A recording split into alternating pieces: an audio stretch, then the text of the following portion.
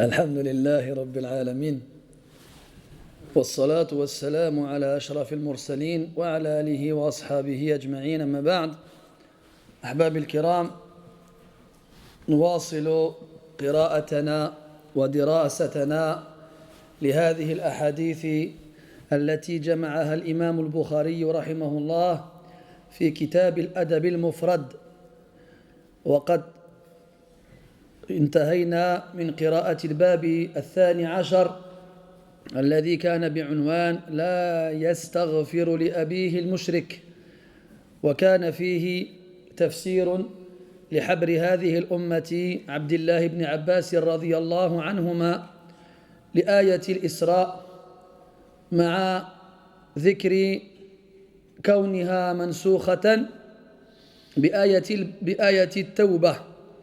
وذكرنا فيها أو في هذا الكلام أن المسلم لا يجوز له أن يستغفر لأبيه أو لأمه المشرك إذا كان مشركين، وإذا كان النهي يخصهما فمن كان دونهما من باب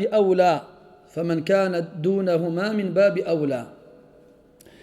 Mes très chers frères, nous continuons notre lecture et étude des traditions prophétiques compilées par l'imam al-Bukhari, rahimahullah ta'ala, dans ce livre qui a pour titre Al-Adab al-Mufrad. Et nous sommes arrivés la semaine dernière au chapitre numéro 12 qui avait pour titre l'interdiction d'implorer le pardon pour le parent lorsque celui-ci est polythéiste ou associateur. Et dans ce chapitre-là, il y avait l'exégèse de Abdullah ibn Abbas radiyallahu anhuma du verset numéro 23 et 24 de Surat al-Isra, dans lequel Allah nous ordonne d'implorer le pardon pour nos parents et de lui demander la miséricorde.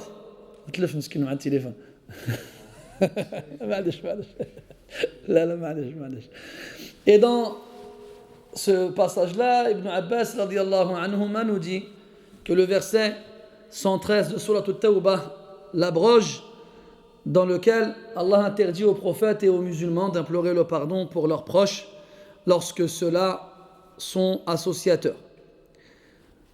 Et on avait donc dit que si Allah nous interdit d'implorer le pardon pour nos parents lorsque ceux-là ne sont pas musulmans, forcément tous ceux qui leur sont inférieurs seront en priorité concernés par cette interdiction-là. Donc le musulman n'a pas le droit d'implorer le pardon pour celui qui ne l'est pas. ننتقل بعده إلى الباب الذي يليه وهو بعنوان باب بر الوالد المشرك. باب بر الوالد المشرك، يعني أن الأب أو الوالد أو الوالدة وإن كان مشركين وإن نهينا عن الاستغفار لهما لا يعني هذا أننا لا نبرهما، بل نقوم ببرهما وإن لم يكونا مسلمين. هذا لا يعني ذلك. On passe au chapitre suivant, le numéro 13, qui a pour titre donc la piété, la bonté envers le père ou la mère qui ne sont pas musulmans, donc qui sont associateurs. Car si on a vu ensemble lors du cours précédent qu'on n'avait pas le droit d'implorer le pardon pour eux car ils ne sont pas musulmans, ça ne veut pas dire qu'on ne doit pas être bon envers eux. L'un n'implique pas l'autre. Ce n'est pas du tout ce qui est voulu, bien au contraire. قال رحمه الله: حدثنا محمد بن يوسف قال حدثنا إسرائيل قال حدثنا سماك عن مصعب بن سعد عن أبيه سعد بن أبي وقاص رضي الله عنه قال: نزلت في 4 آيات من كتاب الله تعالى. كانت أمي حلفت ألا تأكل ولا تشرب حتى أفارق محمدا صلى الله عليه وسلم، فأنزل الله عز وجل: وإن جاهداك على أن تشرك بي ما ليس لك به علم فلا تطعهما وصاحبهما في الدنيا معروفا. والثانية: إني كنت أخذت سيفا أعجبني فقلت يا رسول الله هب لي هذا فنزلت يسألونك عن الأنفال. والثالثة إني مرضت فأتاني رسول الله صلى الله عليه وسلم فقلت يا رسول الله إني أريد أن أقسم مالي أفأوصي بالنصف؟ فقال لا. فقلت الثلث فسكت، فكان الثلث بعده جائزا. والرابعة إني شربت الخمر مع قوم من الأنصار فضرب رجل منهم أنفي بلحيي جمل فأتيت النبي صلى الله عليه وسلم فأنزل الله عز وجل تحريم الخمر. هذا الحديث من كلام سعد بن أبي وقاص رضي الله عنه، هذا الصحابي الجليل الذي كان من السابقين الأولين، بل روي عنه أنه قال كان ثلث الإسلام، كان ثلث الإسلام، يعني أنه أسلم ولم يكن قد سبقه إلى الإسلام إلا رجلان، فكان ثالثهما، كان ثلث الإسلام أو في بداية وقت الوحي. وهذا الرجل يتميز عن غيره من الصحابة لأنه من أبناء عم آمنة بنت وهب. من آمنة بنت وهب؟ ها؟ أحسنت في الإجابة وأسأت في وأسأت في الكيفية حيث لم ترفع يدك. هذه ما تدخلكمش في راسكم هذه. هي أم النبي صلى الله عليه وسلم. فسعد بن أبي وقاص ابن عم لأم النبي صلى الله عليه وسلم، وبذلك كان يقول له النبي صلى الله عليه وسلم أنت خالي، كان يقول ذلك لسعد بن أبي وقاص رضي الله عنه. وسعد بن أبي وقاص من العشرة المبشرين بالجنة، وسعد بن أبي وقاص أول من رمى بسهم في الإسلام، وسعد بن أبي وقاص شهد المشاهد مع النبي صلى الله عليه وسلم، لا سيما غزوة أحد، فكان النبي صلى الله عليه وسلم يناوله السهم تلو الآخر، وقال له مقولة لم يقلها لأحد غيره، قال له ارمي فداك أبي وأمي، ارمي فداك أبي وأمي، فجمع له بين أبويه ولم يفعل ذلك لأحد قبله ولا لأحد بعده. وهذا يدل على عظيم منزلته عليه رضوان الله. Ce hadith-là, طيب، قلنا في درس سابق أن الحديث يسميه علماء الحديث بتسمية مختلفة باعتبار القائل فيه، فإذا كان المتكلم فيه رسول الله صلى الله عليه وسلم فهو حديث مرفوع، أحسنت. وإذا كان المتكلم فيه صحابيا فهو حديث مقطوع، لا موقوف، أحسنت، فهو حديث موقوف. وهنا المتكلم في الحديث هو سعد بن أبي وقاص رضي الله عنه، فالحديث موقوف. Quand un hadith, quand une tradition prophétique est directement attribuée au prophète alayhi salatu wassalam, on appelle ça un hadith marfou', يعني une tradition élevée au plus haut point, c'est-à-dire au prophète alayhi salatu wassalam. Si celui qui s'exprime dans le hadith n'est pas le prophète mais plutôt un compagnon, on l'appellera hadith mawqouf, qui veut dire arrêté, qui s'arrête au compagnon. وفرق بين الحديث الصحيح والضعيف والحسن والحديث المرفوع وكذا، هذه أمور مختلفة لا دخل لإحداها على الأخرى. Quand on parle de hadith marfou', ce n'est pas un degré d'authenticité qu'on attribuera au hadith. C'est plutôt un moyen de savoir qui s'exprime dans le hadith. Quand tu entends hadith marfou', tu sais que c'est le prophète qui va parler. Quand tu entends hadith mawqouf, que c'est un compagnon. Et le maqtou', c'est غير الصحابة يعني من التابعين وأتباعهم. Donc Sa'd ibn Abi Waqqas radiyallahu anhu qui s'exprime à nous dans ce hadith-là est un compagnon particulier. Déjà, c'est le fils de l'oncle paternel de Aminatu bint Wahb. Aminatu bint Wahb, pour ceux qui l'ignorent, c'est la mère du prophète alayhi salatu wassalam. C'est donc le cousin germain de la mère du prophète, et pour ça, le prophète appelait Sa'd son oncle. Il appelait Sa'd ibn Abi Waqqas Khali, mon oncle maternel.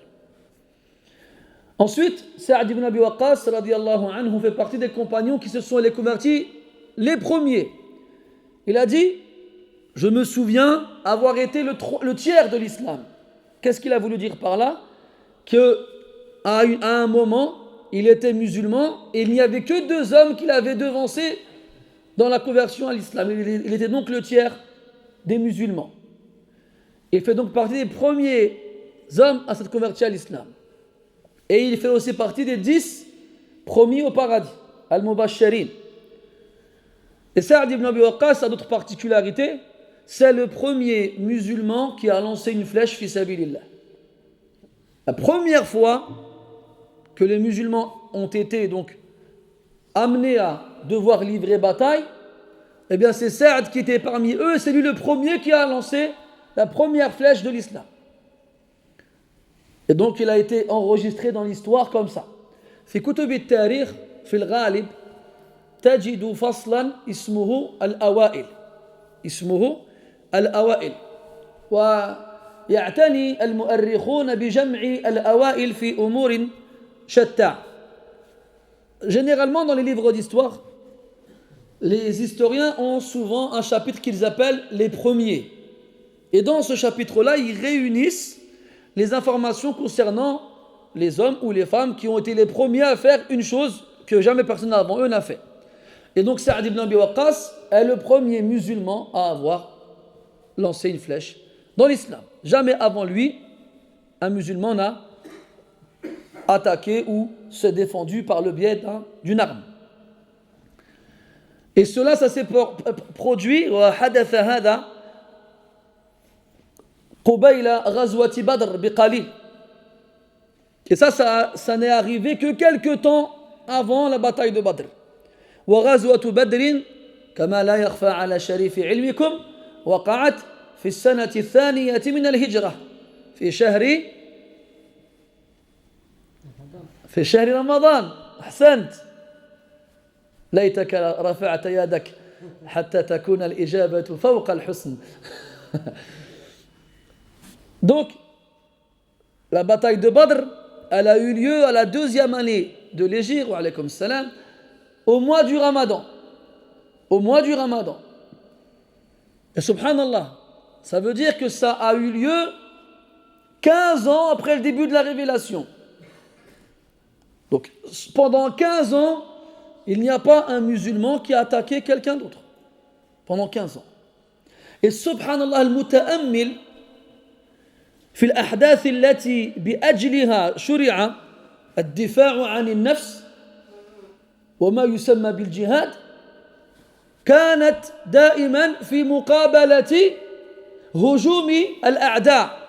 يعني لم يكن المسلمون الذين يغيرون على الآخرين من غير سبب.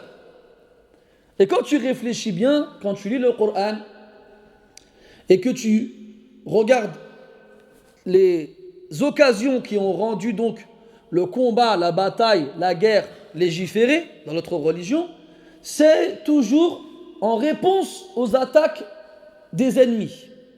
Ce ne sont jamais les musulmans qui déclarent la guerre en premier. C'est toujours dans un contexte de défense. Ala kulli hal, on a donc dit que Sa'd radiyallahu anhu est le premier à avoir jeté une flèche dans l'islam. Et enfin, Sa'd a participé aux grands événements militaires auxquels a participé le prophète alayhi salatu wassalam lui-même, et il a eu le privilège d'entendre de la bouche du prophète alayhi salatu wassalam une expression que tous les musulmans auraient aimé entendre dans la bouche du prophète pour eux. Mais le prophète sallallahu alayhi wa sallam ne l'a dit à personne, sauf à Sa'd ibn Abi Waqqas.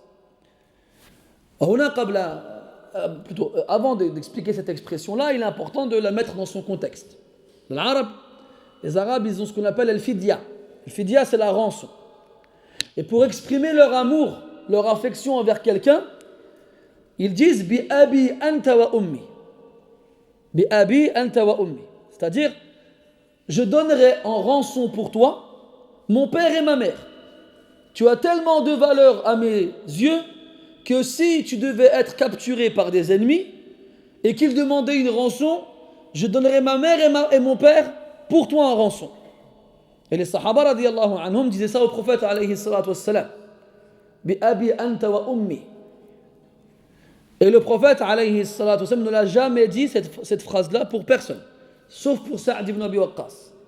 Quand, pendant la bataille de Uhud, quand un groupe des musulmans a battu en retraite, quand ils se sont retrouvés encerclés par l'armée de Quraysh, quand de nombreux combattants chez les musulmans furent tués, quand le prophète s'est presque retrouvé tout seul au milieu du champ de bataille, Sa'd radiyallahu anhu est venu, ainsi que Talha ibn Ubaydillah et Abu Dujana et d'autres parmi les grands sahaba radiyallahu anhum pour le protéger. Et Sa'd était un très bon archer et ratait rarement sa cible.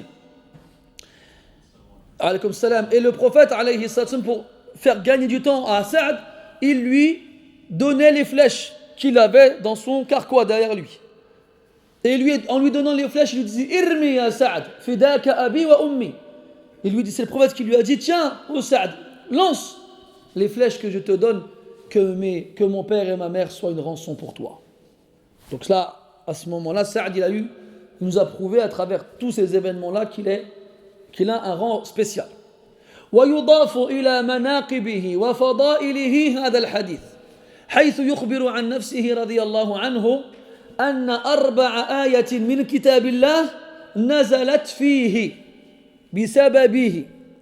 Et on rajoute à tous ces mérites qu'on vient de citer, ce hadith-là qu'on est en train de lire ensemble, le fait qu'il y a 4 versets du Coran qui ont été révélés par sa cause. وقد سبق معنا أن آيات القرآن باعتبار نزولها تنقسم إلى قسمين. السبب وهو ما يسبق بسبب والآخر ما اسمه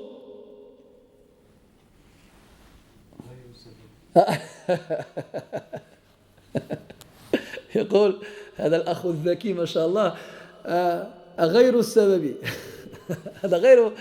هذا ليس بخطأ لكنه ليس الجواب الذي نريده. أحد يعرف؟ سبق معنا في هذا الدرس ولعله في هذا المجلس أو في درس السبت أن ذكرنا هذا لكن لا ضير في الإعادة إفادة. Donc on a vu ensemble dans un autre cours que les versets du Coran, en fonction de leur descente, de leur révélation, se divisent en 2 catégories. Sababi, c'est-à-dire le verset qui est révélé suite à une cause, à un événement, et al-ibtida'i. Al-ibtida'i, c'est le verset qui est révélé sans qu'il n'y ait une cause qui le provoque. Donc là, Sa'd ibn Abi Waqqas, il nous dit nazalat fiyya 4 آيات من كتاب الله تعالى. وهذا الخبر يصدر من هو معني بالأمر.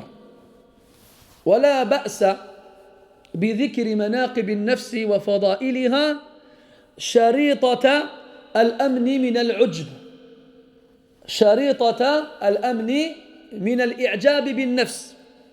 فإذا أمن المتكلم أو المخبر عن نفسه أنه حظي بفضائل عدة جاز له ذلك.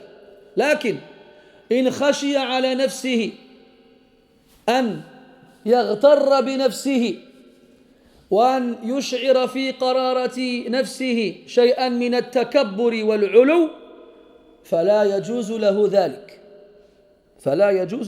ذلك. Donc ici, Sa'd radiyallahu anhu, c'est lui qui nous informe de ce mérite immense, de ce privilège particulier qu'à cause de lui, 4 versets du Coran ont été révélés.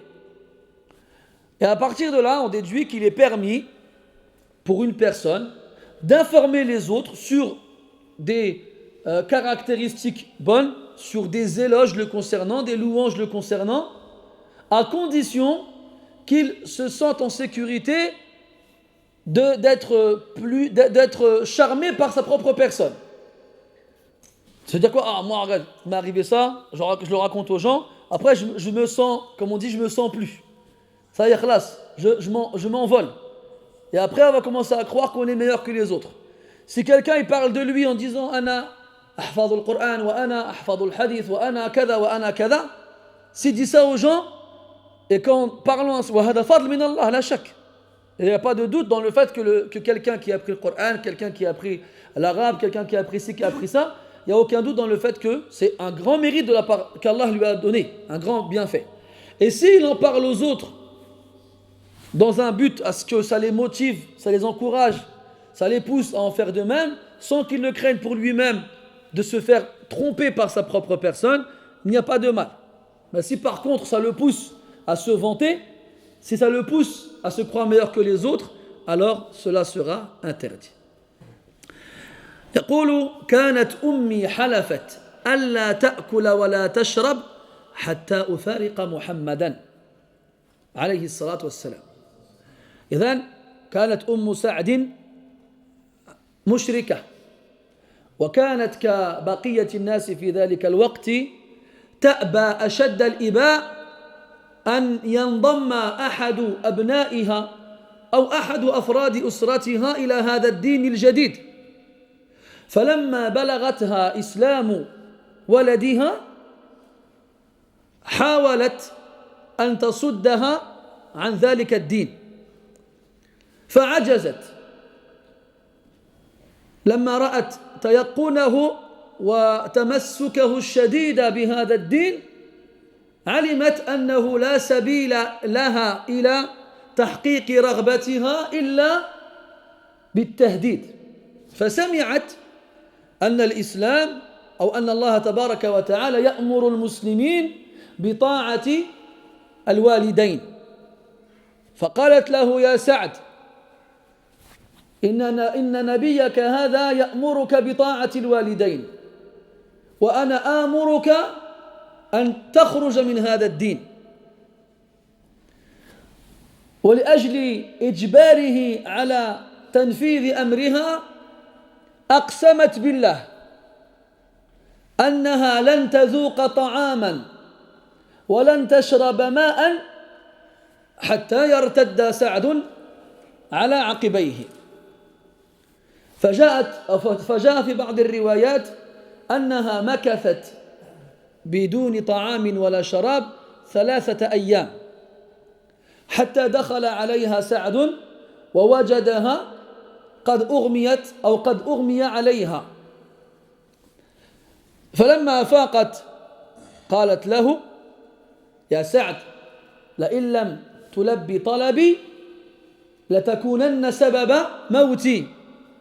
فقال لها رضي الله عنه يا أماه لئن مت الآن وعليكم السلام ثم أعطاك الله روحا أخرى وأعدت علي الكر مرة أخرى ثم مت ثم حييت إلى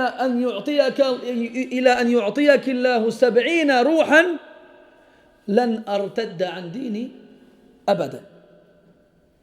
فعلمت وفهمت أن خطتها فاشلة ولا سبيل لها إلى أن يرتد ولدها عن هذا الدين. فأنزل الله عز وجل قوله في سورة لقمان وإن جاهداك على أن تشرك بما ليس لك به علم فلا تطعهما وفي غير ذلك أطعهما. وهذا جواب على ما قالته أمه أن الطاعة ليست مطلقة لكن الطاعة في المعروف ولا معصية أو ولا طاعة للوالدين في معصية رب العالمين. وصاحبهما في الدنيا معروفا وكونك لا تطيعهما أو لا تطيعهما إذا اجتهدا على أن تخرج من دينك لا يعني عدم طاعتك لهما في غير ذلك وصاحبهما في الدنيا معروفا وإن كان على غير دينك. Le premier de ces 4 versets concerne la mère de Sa'd ibn Abi Waqqas radiyallahu anhu. Donc comme on l'a vu ensemble tout à l'heure, Sa'd a fait partie des premiers musulmans. Et les Arabes qui ne se convertissaient pas à l'islam entendaient parler du Coran et entendaient parler de certains versets qui étaient révélés. Et la mère de Sa'd n'échappait pas à la règle et comme les autres ne voulait pas que les membres de sa famille se convertissent à l'islam. Mais Sa'd s'est converti à l'islam. Alors elle a tout fait pour qu'il renie sa foi. Mais bien entendu, elle n'y est pas arrivée. Alors elle a entendu que le Coran ordonnait aux musulmans d'être obéissants envers leurs parents. Alors elle s'est dit, voici l'occasion pour moi d'arriver à mes fins.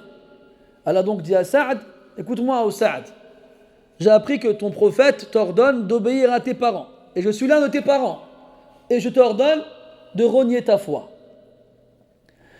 Et pour te prouver que je n'accepterai pas ta foi, je jure par Allah que je ne mangerai plus et que je ne boirai plus tant que tu resteras dans cette religion. والعرب من قبل كانت إذا حلفت تبر بقسمها وإن كان ما كان. Et les Arabes avant, quand ils juraient qu'ils feraient une chose, ils le faisaient, quoi qu'il arrive. مهما حدث, quoi qu'il arrive, ils le faisaient. Même s'ils devaient mourir, ils le faisaient. علاش نقول من قبل أن اليوم الأمور تغيرت حدث ولا حرج. Pourquoi on dit avant il était comme ça? Parce qu'aujourd'hui laisse tomber, ça jure pour rien et en plus ça ne respecte pas le serment. يروي لنا مسلم رحمه الله تعالى أن النبي صلى الله عليه وسلم قال أو تكلم عن النبي عيسى عليه السلام يقول عنه إنه رأى رجلا يسرق فقال له يا هذا اتق الله ولا تسرق فقال الرجل والله ما سرقت مع أنه سرق وعيسى بن مريم عليه السلام بين يديه ينظر إليه فقال له عيسى عليه السلام آمنت بالله وكذبت عيني آمنت بالله خلاص حلفت بالله خلاص آمنت بالله وكذبت عيني وإن رأت عيني خلاف ما تقول ما دمت قد أتيت بسم الله المعظم المبجل فأنا أصدقك وأكذب عيني. L'imam Muslim rahimahullah il rapporte que le prophète Isa alayhi salam a surpris un homme en train de voler. Il lui a dit crains Allah et ne vole pas.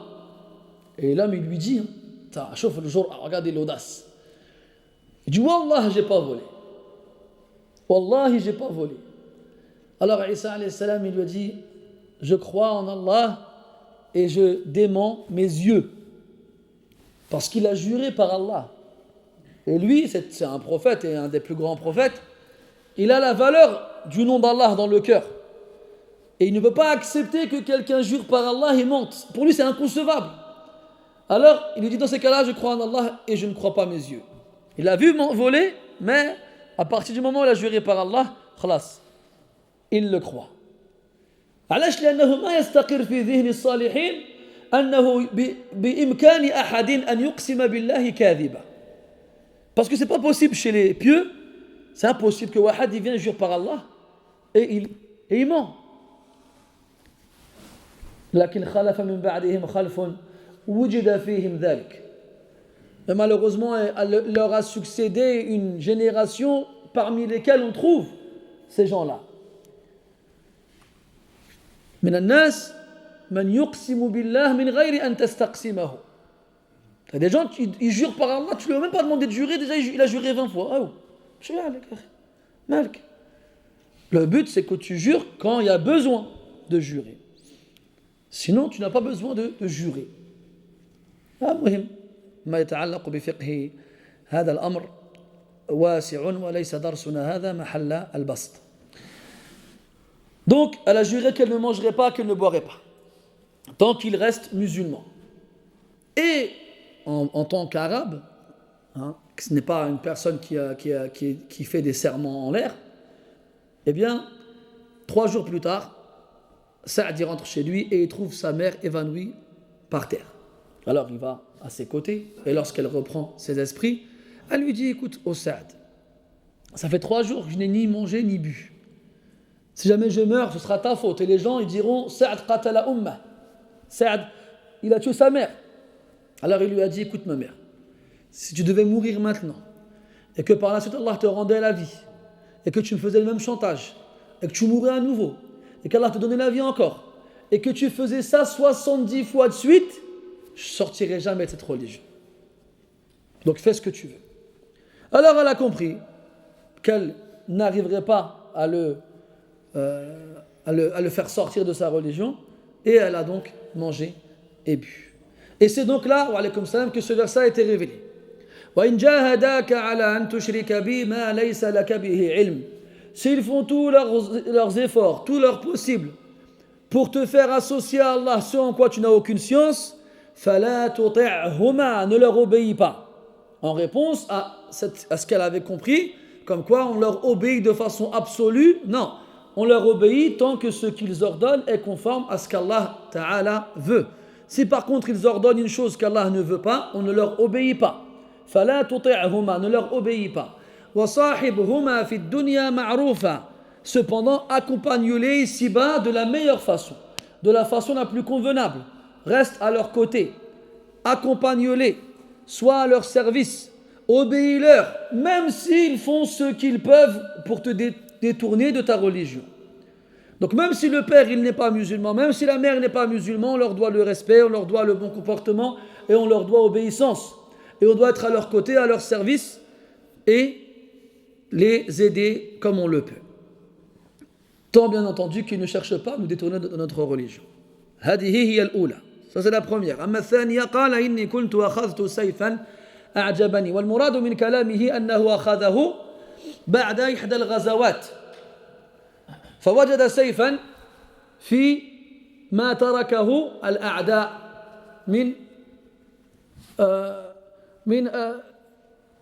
من سيوفهم وأسلحتهم فأخذه وطلب من النبي صلى الله عليه وسلم أن يعطيه إياه قال هب لي هذا من الفعل وهب يهب هبة والهبة هو العطاء الذي يكون بلا عوض العطاء الذي يكون بلا عوض فقال له هب لي هذا ولم يكن قبل ذلك الأخذ من الغنيمة جائزا فكان طلب سعد من النبي صلى الله عليه وسلم لهذا السيف سبب نزول قوله تبارك وتعالى يسألونك عن الأنفال والأنفال جمع نفل والنفل بمعنى الزيادة ومنه النافلة لأنها تزيد عن الفريضة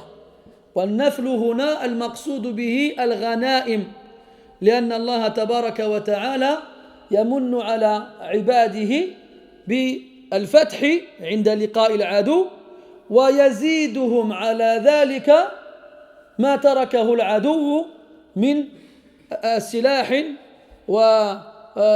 وفرس وجمل وما أشبه ذلك فكان طلبه هذا سبب نزول بداية سورة الأنفال يسألونك عن الأنفال والغريب في سورة الأنفال أو أنت إذا قرأت القرآن تجد أن الجواب يلي السؤال يسألونك عن الخمر والميسر قل فيهما إثم كبير ومنافع للناس يسألونك عن المحيض قل هو أذى فاعتزلوا النساء في المحيض يسألونك عن الشهر الحرام قتال فيه قل إلى آخره يسألونك عن الأهلة فالجواب يلي السؤال مباشرة إلا في موضع واحد وهو في سورة الأنفال يسألونك عن الأنفال قل الأنفال لله والرسول هذا ليس الجواب الكامل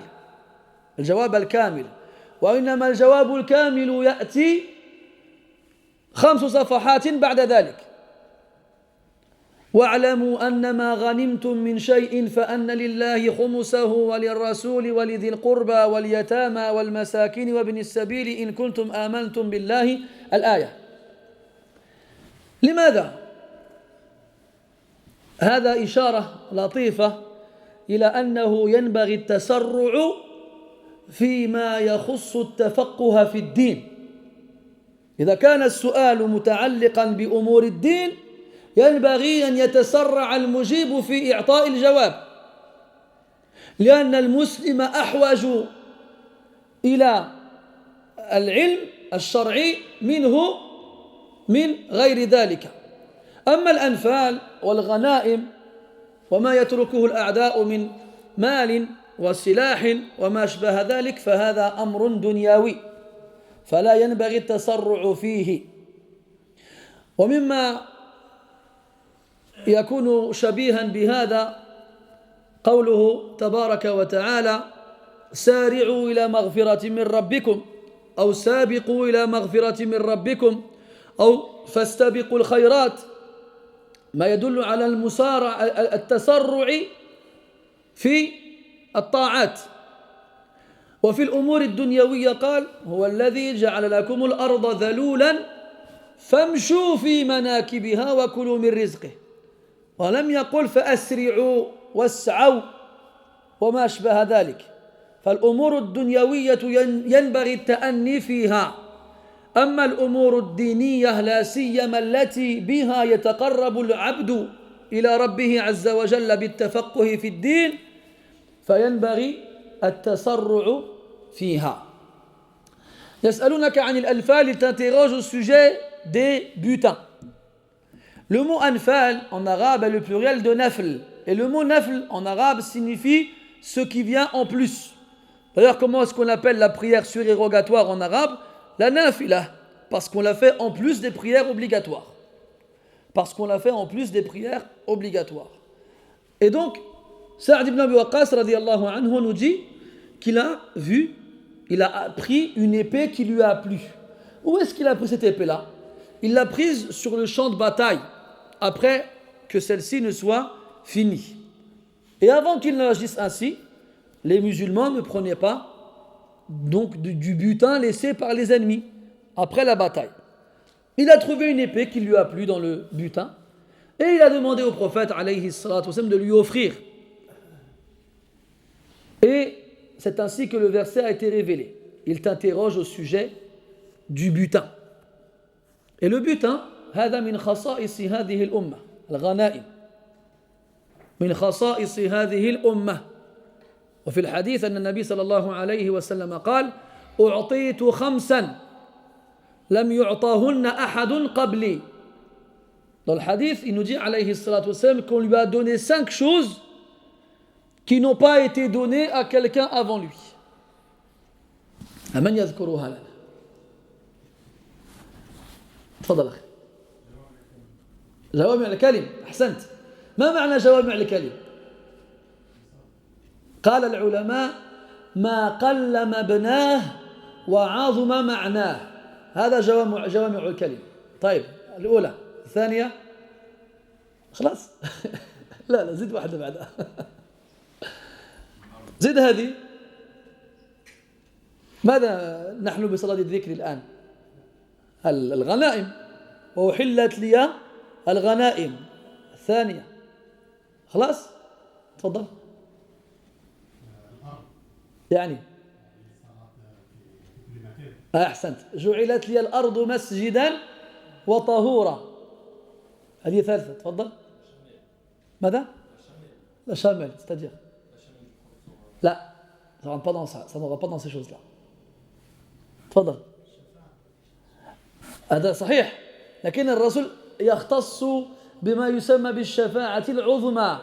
أما غيرها فيشفع كثير من الناس من الصالحين والنبيين بل حتى من الملائكة. بل أنت إن شاء الله تكون من الشافعين إن شاء الله. طيب شكون يعرف؟ عندنا 3 بقيت 2. لا j'arrive en français j'arrive. te précipite pas. خلاص؟ تكلم على مسح الدجال لا؟ لا هذا في سياق واحد يعني في سياق واحد في حديث واحد يذكر لنا النبي صلى الله عليه وسلم 5 أشياء أحلت له ولأمته وتميزوا بها عن غيرها من الأمم في هذه الأمور ال5 أوتي جوامع الكلم وكان النبي يبعث إلى قومه خاصة وبعثت إلى الناس عامة. طيب وأحلت لي الغنائم ما تعرفش أنت وجعلت لي الأرض مسجدا وطهورا والخامسة لا أذكرها عندك؟ لا مش الشفاعة لا مش الرحمة لا نرجع إليها بعد قليل إن شاء الله. Donc dans le hadith il dit sallallahu alayhi wa sallam que cette communauté se distingue des autres communautés et que lui en tant que prophète se distingue des autres prophètes sur 5 éléments. Eh bien comprenez-moi bien فهموني بأن الأمور التي ذكرتموها صحيحة لكنها ذكرت في غير هذا السياق. الشفاعة والنساء وما أشبه ذلك هذه الأمور صحيحة نعم لكن ذكرت في مواطن متشتتة. D'accord?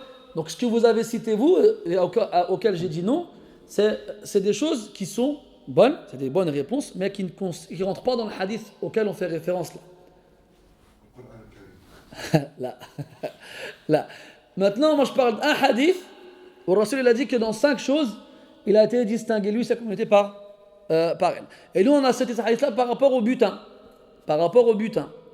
Parce que avant قبل ذلك كانت الأمم لما تقاتل أعداءها ويفتح الله عليهم وينصرهم عليهم كانوا يجمعون الغنائم فتأتي نار من السماء تحرق هذه الغنائم ثم تذهب كما جاءت لا حق لأحد فيها.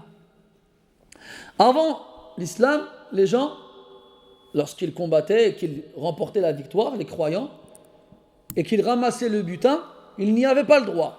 Il y a un feu qui descendait du ciel et qui brûlait les butins et qui retournait dans le ciel, comme il est venu. Donc il nous dit, on m'a donné l'ensemble des mots.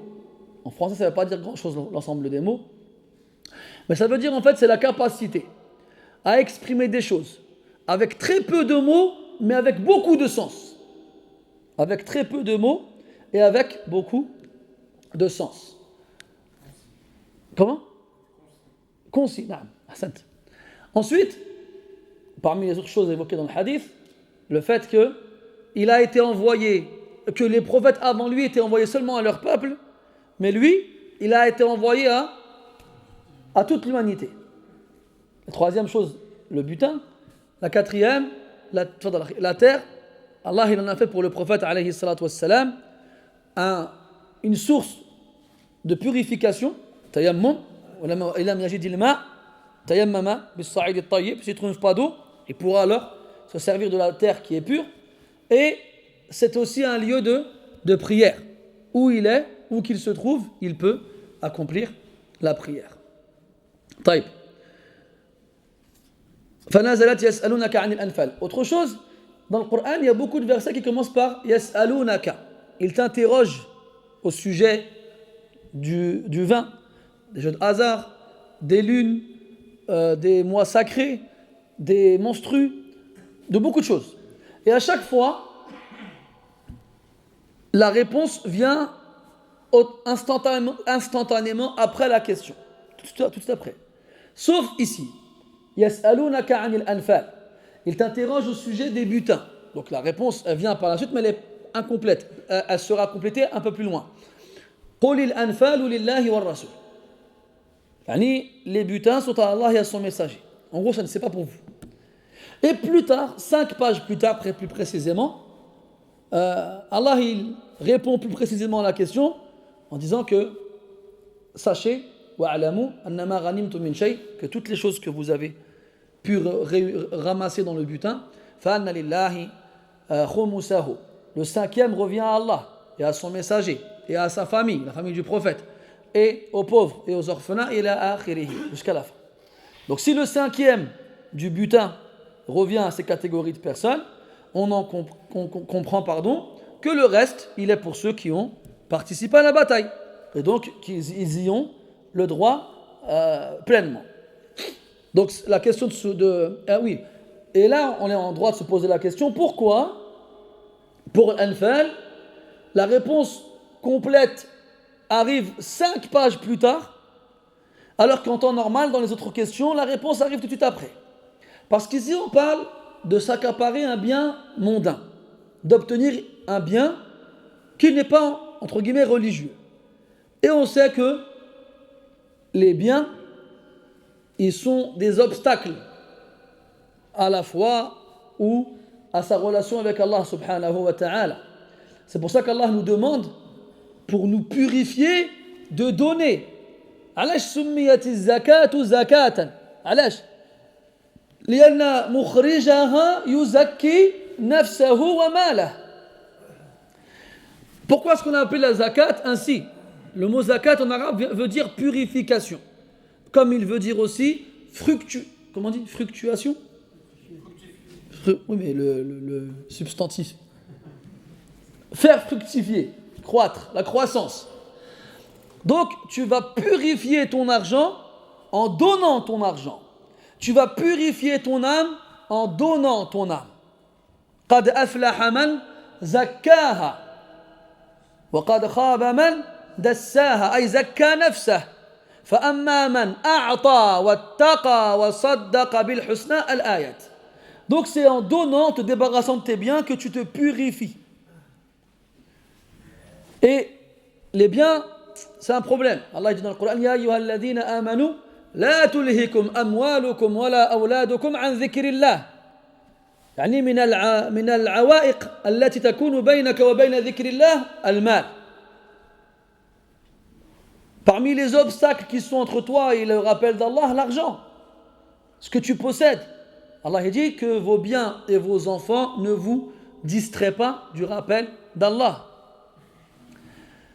Donc, comme l'argent, tout ce qu'on possède, tout ce qui est mondain, n'est pas forcément une bonne chose et peut être un obstacle aux bonnes choses, alors on a retardé la réponse. Et toutes les questions qui sont en rapport avec ta pratique religieuse, ta façon d'appliquer les ordres d'Allah subhanahu wa ta'ala, la réponse elle vient tout de suite. Pour nous faire comprendre quoi? Que ce qui concerne ta religion, ça vient tout de suite. Et ce qui concerne ta vie de tous les jours, ça peut attendre. ومما يحبه الناس اليوم كثيرا في آيات القرآن قوله تعالى ولا تنس نصيبك من الدنيا. هذه يحبها، ربما يخيطوها بخط الذهب بخيط الذهب ويعلقونه على الحيطان، لكن الناس أو تناسوا رأس الآية التي تقول وابتغ فيما آتاك الله الدار الآخرة ولا تنس نصيبك من الدنيا. يعني الله يعطيك هذا الذي أعطاك فابتغيه لتنال الدار الآخرة، لكن لا تتخلى عن مالك بالكلية فتبقى ملوما محسورا بلا شيء. لذلك قال بعدها ولا تنس نصيبك من الدنيا. ما تكونش عالة على الناس، لا تمد يدك، لا، خلي لنفسك شي حاجة تستطيع أن تعيش به. أما الناس يشوفك أنت رايح المسجد ما شاء الله وتحفظ القرآن وتصلي في الوقت، وعندك واحد يقول لك يا أخي لا تنسى نصيبك من الدنيا. إيش هذا التفسير الباطل هذا تحريف الكلم عن مواضعه كما كانت الأمم السابقة معروفة بذلك. لا، لو رأيت أحدا فعلا ملابسه بالية ممزقة مرقعة نحيف جدا لا يأكل ولا يشرب شعره أشعث مغبر، هذا تستطيع أن تقول له يا أخي هون على نفسك ولا تنسى نصيبك من الدنيا، لكن بالله عليك يا حبيبي أخبرني أين يوجد مثل هؤلاء في هذا الزمان؟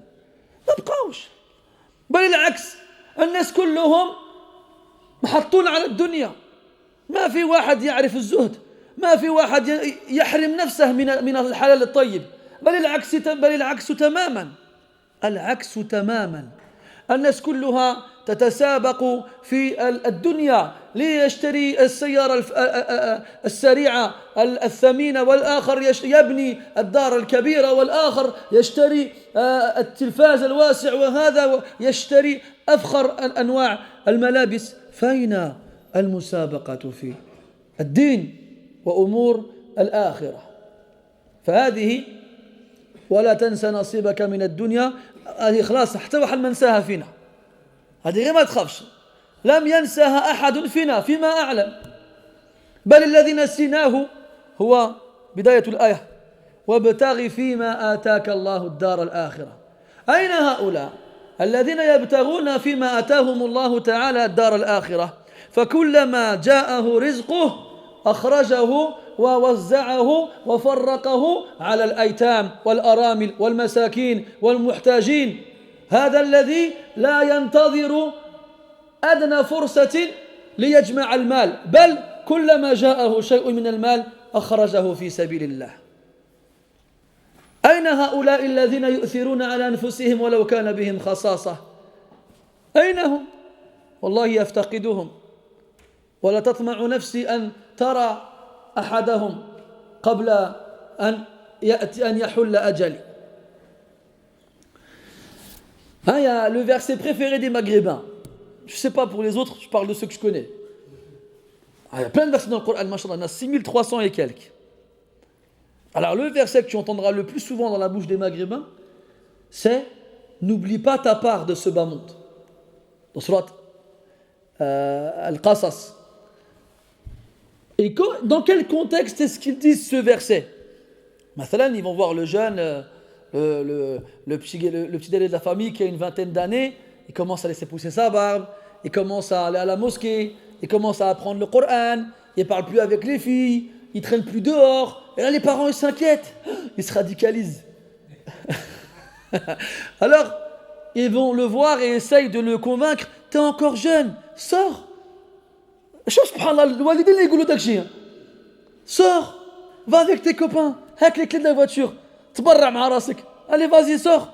Pourquoi tu restes à la maison toujours en train de lire le Coran, toujours à la mosquée?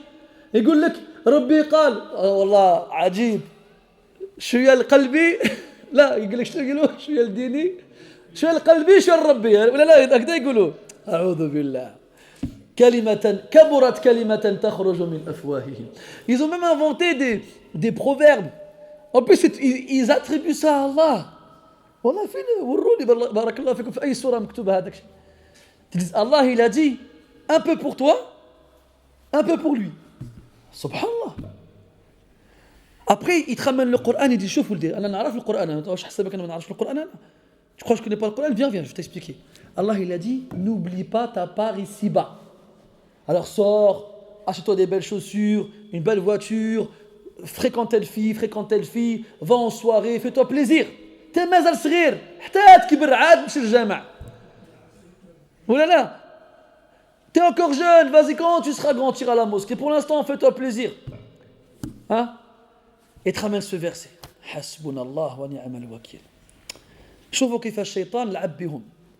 Regardez comment le shaitan il a joué avec eux. Mais le problème c'est que ce verset-là, ils l'ont sorti de leur contexte. Et Allahu a'lam s'ils le connaissent, parce qu'ils ne savent même pas que ce passage, en fait, c'est un passage d'un verset. Ce n'est pas le début du verset ni la fin. C'est-à-dire qu'il y a un début à ce verset-là. Et le début de ce verset, c'est وَابْتَغِ فِي مَا أَتَاكَ اللَّهُ الدَّارَ الْآخِرَةَ. Et recherche à travers ce qu'Allah t'a donné la dernière demeure. Tout ce qu'Allah te donne, tu dois voir en ça une occasion de te rapprocher de lui et de préparer ta vie de l'au-delà. عبارة أخرى صحيحة المعنى لم يفهموها ولم يضعوها في موضعها يقولون اعمل لدنياك كأنك تعيش أبدا واعمل لأخراك كأنك تموت غدا. هذه العبارة صحيحة المعنى لكنها ليست من كلام النبي صلى الله عليه وسلم فلا يجوز أن تنسب إلى النبي صلى الله عليه وسلم. أما من حيث المعنى فهي صحيحة. نعم، إذا كنت متيقنا أنك لا تموت علاش تتعب نفسك؟ لا تتعب نفسك، راك عارف بأنك ما غاديش تموت. إذا خليك في دارك وما تسرعش في الأمور الدنيوية، كأنك تعيش أبدا واعمل لأخراك كأنك تموت غدا. إذا كنت تعلم أن أجلك سيحل بك غدا أكنت تبقى جالسا بغير عمل؟ كلا والله، لبت ساجدا راكعا مسبحا مستغفرا ولما ضيعت وقتك. لكنهم لم يفهموها بالمراد الصحيح. يقول لك اعمل لدنياك كأنك تعيش أبدا، ويشوف فيك يقول لك فهمتي وما فهم والو مسكين، ويشوف فيك يقول لك يطأطئ رأسه ويقول لك فهمت؟ لا، أنت ما فهمتش. يعني هذا دليل عليك وحجة عليك. اعمل لدنياك كأنك تعيش أبدا. ليه ما يموتش؟ ايش يمشي يخدم كل نهار؟ ليه ما يموتش؟ واش يمشي يشري الخضار ويمشي يشري الفواكه ويمشي يشري اللحم؟ ليه ما يموتش؟ ليه ما يخافش من الموت؟ يمشي عند الطبيب يمشي يشري، ما يشري حتى حاجه، ما غاديش يموت. علاش يكسر راسه؟ ما عنده ما يدير. نعم، لا يكلف الله نفسا الا وسعها. حتى هذيك ما تكلفش راسك. Allah le musta'an. Et plein, beaucoup de phrases comme ça qu'on entend beaucoup chez les Maghrébins. Chez les Maghrébins, je ne dis pas que c'est les seuls qui le disent, mais c'est les seuls que je les entends dire en tout cas. Je n'ai pas entendu ça chez d'autres personnes. Chez les Turcs, ou bien chez les Pakistanais, ou bien chez ceux d'Afrique centrale. Je n'ai pas entendu ces choses-là chez eux. Après, je l'ai entendu beaucoup chez les Maghrébins. Alors, tu as une série de versets, de hadiths, qu'ils emploient dans le but de dissuader, de décourager les gens dans la pratique religieuse, dans le sérieux de la pratique religieuse. Quand ils voient quelqu'un un peu trop sérieux, ils veulent « Ah non, t'es trop jeune, pourquoi tu te prends la tête ?» Regarde, Allah il dit dans le Coran, n'oublie pas la part qui t'est réservée ici-bas. Mais le problème, c'est que le verset commence en disant « Et recherche à travers ce qu'Allah t'a donné la dernière demeure. » Et si jamais tu vois quelqu'un qui comprend ce verset de façon à tout donner, tout ce qu'il a, il le donne, et il ne garde rien pour lui. Et Rubbama, il va priver même ses enfants et sa femme, ils vont être dans le besoin, ils vont être minces, maigres, la peau sur les os, on va voir leurs côtes, ils auront des vêtements déchirés, des vêtements craqués, ils vivent dans la rue, dans une grotte. Voilà, comme ça. Lui, on va lui dire, lui, on peut lui dire ça, parce que lui, il a oublié sa part de l'au-delà. Mais qui, franchement, mes frères, qui parmi nous a oublié sa part de l'au-delà? Non seulement on n'a pas oublié la nôtre, mais on pense à celle des autres aussi. Ah oui, ça ne nous suffit pas. C'est que ça pour moi. Ça m'intéresse les عنده خويا. Ça n'intéresse pas la seule seulement, la sienne seulement. Non, il veut celle des autres aussi. Quand tu verras quelqu'un qui a oublié sa part de l'au-delà, sa part d'ici-bas, je veux dire, parce qu'il a tout donné pour l'au-delà, lui tu peux lui dire, Ya akhi, n'oublie pas ta part d'ici-bas. Mais mon frère, s'il te plaît, si jamais t'en trouves un, t'en connais un comme ça, dis-le moi. J'aimerais tant en rencontrer des gens comme ça. Après, il y a des versets dans le Coran, des versets, des paroles d'Allah, qui sont aussi utilisés dans ce sens-là, alors que ça n'a absolument rien à voir. La yukallifu Allahu nafsan illa wus'aha. Tu vois, maintenant, il va voir quelqu'un aller à la mosquée, lui il est comme ça en train de regarder, en train de partir de loin et tout ça. Et au fond de lui, il se dit, subhanallah, moi aussi je devrais aller à la mosquée. Moi aussi je devrais aller faire la prière. Mais après, son shaitan il dit quoi? Eh akhi, la yukallifu Allahu nafsan illa wus'aha. Ma tkhammamsh. Pourquoi tu te prends la tête?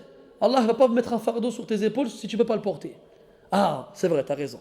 Il y a une autre phrase qui ne comprennent même pas, le sens, il n'est même pas dans leur sens. C'est vie, ou plutôt œuvre pour ton au-delà, comme si tu devais mourir demain. Et œuvre pour ta vie d'ici-bas, comme si tu vivais éternellement. Alors eux, ils se servent juste de œuvre. Hein, tu dois travailler pour ce bas monde, tu vois. Ils te disent ça en hochant la tête, il fait, tu comprends ou pas? Tu dois œuvrer pour ce bas monde. Ya'mal li dunyaka. Ya'mal ya na'mal. Mais, subhanallah, œuvre pour ton bas monde comme si tu ne mourrais jamais. Quelqu'un, il est mortel. Est-ce que vous croyez le matin, il va se réveiller en sursaut parce que son réveil n'a pas sonné et il va se dire, je suis en retard au travail, je vais me faire virer. Il s'en fiche, il ne meurt pas. Est-ce que vous croyez qu'il va aller travailler? Ou bien qu'il va aller au marché faire les courses? Il s'en fiche, il ne meurt pas. Quelqu'un qui n'a pas peur de mourir, pourquoi il se ferait? Il se fatiguerait. Donc ça veut dire, celui qui n'a pas peur de mourir, il prend son temps. Et quant à celui qui sait qu'il mourra demain, alors lui, il va passer la nuit en prière, prosterné, incliné, à implorer Allah de lui pardonner. Mais eux s'en servent dans le sens, tu travailles pour ce bon monde, travail, tu vois. C'est grave. C'est grave qu'on nous dise ça. Que toi, tu es jeune, tu as entre 15 et 20 ans, 15 et 25 ans, et pendant que les autres, ils vont à Ibiza, ils vont en Thaïlande, ils vont je sais pas où, dans quel pays pour faire je sais pas quoi, toi, tu ramasses de l'argent pour aller en Umrah, pour aller voir la Kaaba, pour faire le tawaf, ou bien pour faire ton hajj. Et tes parents, ils ne comprennent pas. Ils disent, Wouldi, ولد الجارة مشى أمريكان. أنت مازال الحال. Ils te disent quoi? Ouais, mais pourquoi toi tu veux partir à Mecca? T'as que 24 ans. T'as quel âge, Ali? 24 ans, machallah. T'as que 24 ans. Regarde l'autre, il est parti. Il est parti on est en Amérique. Il a ramené une photo à sa mère, il est à côté de la statue de la liberté comme ça. L'ajib. Et toi, tu vas à la Mecque, malgré que tu n'as rien trouvé d'autre à faire. Tu es encore jeune, tu n'as que 24 ans. Quand tu auras 40, 50 ans, c'est le Mecca. Ajib, hada. Ou bien ils nous disent quoi? Fouqash, fouqash. Quand est-ce que tu as acheté une maison? Je fais الوالدة اسمحي لي أنا ما نشريش. علاش كاع خوتك شراو وأنت ما تشريش؟ كاع قرانك يقول لك قرانك. Ils disent pourquoi tu n'achètes pas un appartement? Tout le monde achète un appartement, achète une maison. Ça fait 20 ans que tu prends un appartement, tu payes le loyer, ça sert à rien. Je te dis, moi je n'achète pas, Riba c'est haram. C'est haram. Et pourquoi tout le monde alors prend des maisons? Pourquoi que moi quand je vois les femmes du quartier, rien à ولدي ما شراش.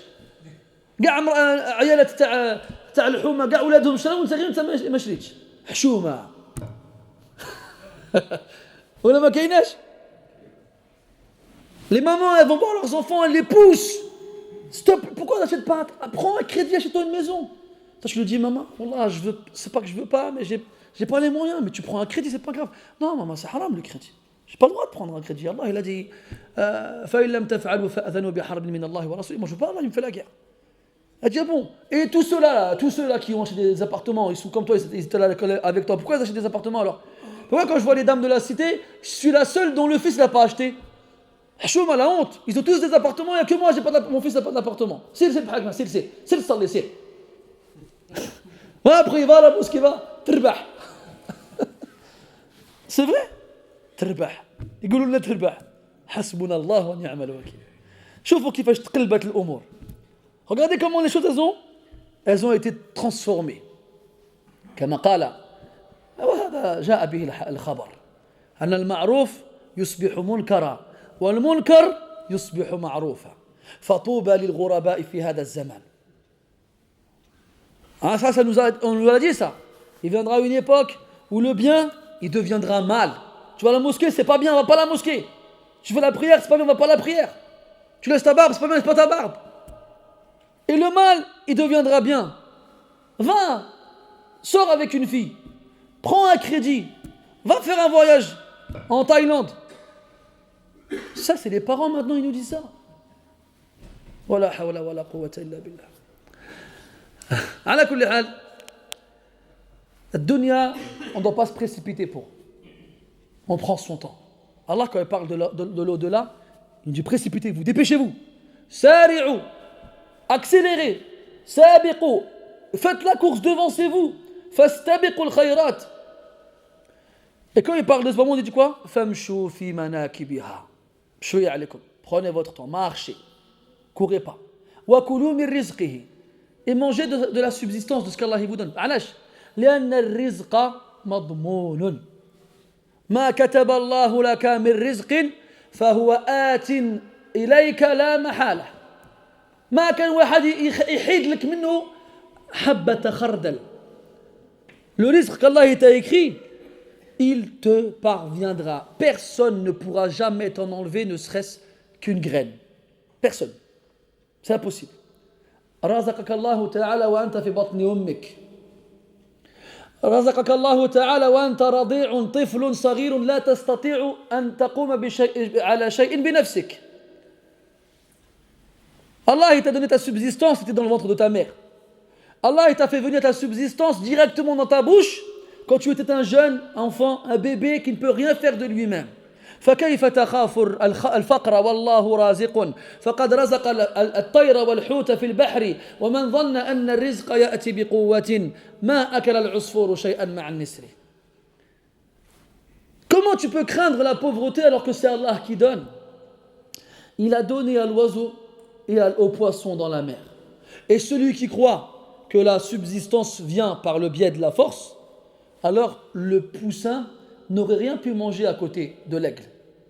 شوف الطير هذا الفرخ لما يكون في العش بعد خروجه من البيضة تأتي أمه وتناوله الطعام منقرا لمنقر.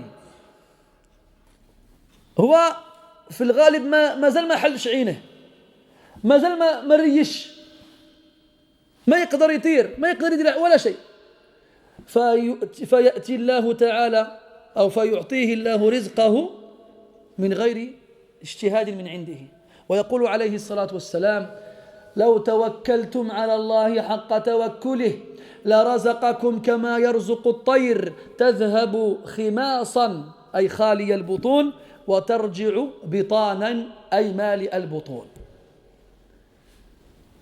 Regarde l'oisillon quand il sort de son œuf. Il a encore les yeux fermés, ils sont encore soudés, ses paupières, il ne peut pas les ouvrir, il ne voit rien. Il n'a pas une plume sur le corps. Impossible pour lui de se déplacer ou encore moins de voler. Et Allah Ta'ala, il fait en sorte que sa nourriture lui parvienne du bec de sa mère directement au sien. Elle régurgite pour lui mettre directement dans le ventre. Sans qu'il ait besoin de mâcher, ça arrive directement dans son estomac. Les oiseaux. Et Allah, pourquoi tu nous dis en parlant des oiseaux? Si on avait vraiment confiance en Allah, il nous ferait parvenir notre subsistance comme il l'a fait parvenir aux oiseaux. Ils partent le matin, le ventre vide, et ils rentrent le soir, le ventre plein. Mais ils partent. تفهموش مني خلاص نبقى في الدار ونستنى حتى الطعام ينزل من السماء. لا يمشي ويرجع فيه سبب. Ne croyez pas c'est bon je vais rester chez moi j'attends que ça tombe du ciel. J'ouvre la bouche j'attends que les spaghettis et la viande elles tombent. Là, l'oiseau il quitte son nid, il va chercher, il bouge et il revient. Mais يتوكل على الله. طيب. الثالثة إني مرضت فأتاني رسول الله صلى الله عليه وسلم يعني زائرا لأن من حق المسلم على أخيه أن يعوده إذا مرض عيادة المرضى وهذا مما قل وجوده في هذه الأزمنة المتأخرة. كم من المسلمين المرضى يشكون الوحدة في المستشفيات حيث لا أحد يزورهم. Donc Saad nous informe qu'il était malade. Et le prophète sallallahu alayhi wa sallam est venu le voir, il l'a visité. Et parmi les droits des musulmans les uns envers les autres, c'est qu'on les visite quand ils tombent malades. Qu'on les visite quand ils tombent malades. من منكم يقدر أن يذكر لي حقوق المسلمين بعضهم على بعض الخمسة في سياق واحد في سياق واحد. ترفع يدك ولا تحب تشارك عليه؟ كن شجاعا أقدم ولا تحجم. Qui parmi vous peut citer les 5 droits que les musulmans ont les uns envers les autres en une seule fois? تفضل أخي تفضل أخي تفضل. أيه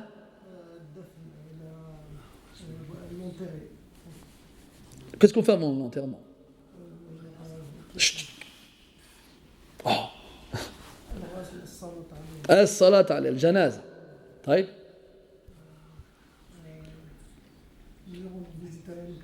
Quand il est malade, ça fait 3. Ça y est. Allez, فكر. Si je... C'est tout à l'heure, واحد... Hein? Tout à l'heure, hein? Non?